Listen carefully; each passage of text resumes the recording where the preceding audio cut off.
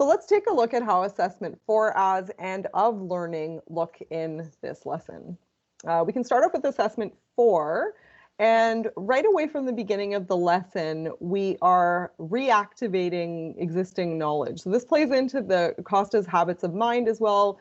We're applying past knowledge to a new situation, but before we can do that, we have to check in and see how the students recall and are able to apply that knowledge. So there are specific questions.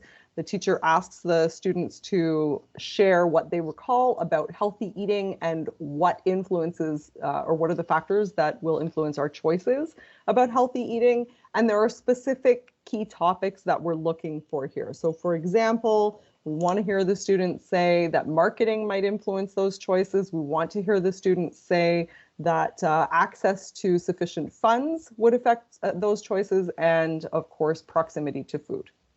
Yeah, and this is really important, right? Because we really want them to have these ideas and really have a good understanding of these topics to move forward into this lesson, right? So if we notice that there's kind of a line where there is a little bit more blurry than we would want, this is where we would adjust and kind of make sure that they understand and then go forward, right? So this is really good for us as teachers to really make sure that the students are on the right path and everyone is where they're supposed to be in terms of knowing what is expected from last class and then moving forward, right? Absolutely. And that's what's so good about doing it in real time too, is that you get that feedback right away and you can make your adjustments as you go.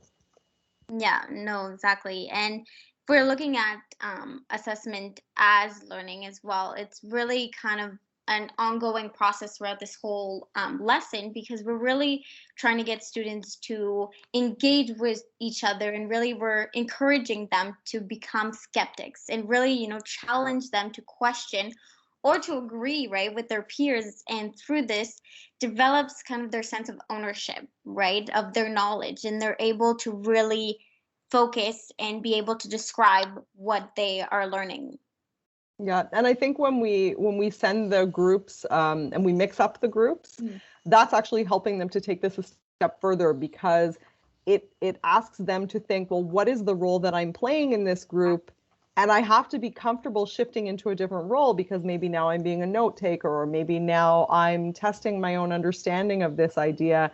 And that helps me realize, okay, maybe I need to spend more time on this, or whatever they need at that time. So, yeah. Exactly, right. I think, and especially the shift of kind of group dynamic really makes them kind of have to consider, okay, what is it that I'm comfortable with? What is it that I'm maybe more kind of struggling with? And that really helps them to see, okay, what are my next steps, right? And they're able to kind of assess their own learning to be able to achieve the task that is given to them, right?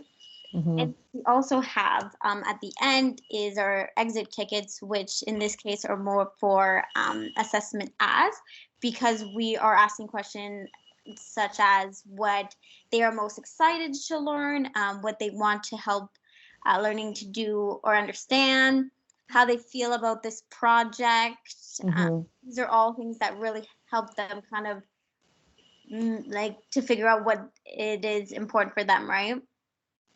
Yeah, definitely. And it just feeds back into that, developing autonomy loop as well. So yeah, that's great.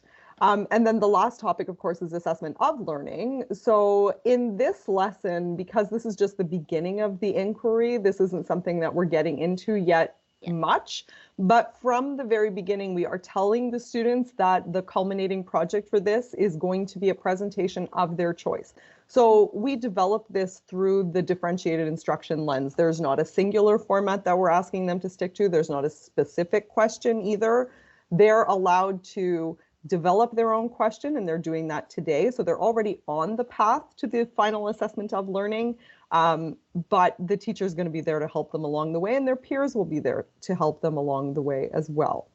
Mm-hmm. Yeah, and throughout this whole lesson, right, it's all leading to this final project. And through all of this, we're also able to showcase all of the 6Cs through this final project, right? Because the students have worked together, communicated, collaborating, being creative, because we're letting them express the final project the way they want. So it's really helping them achieve all of these 6Cs. And we're able to assess that in multiple ways, right? There's going to be so many different unique ways, and it's a really interesting final project, I think. Definitely.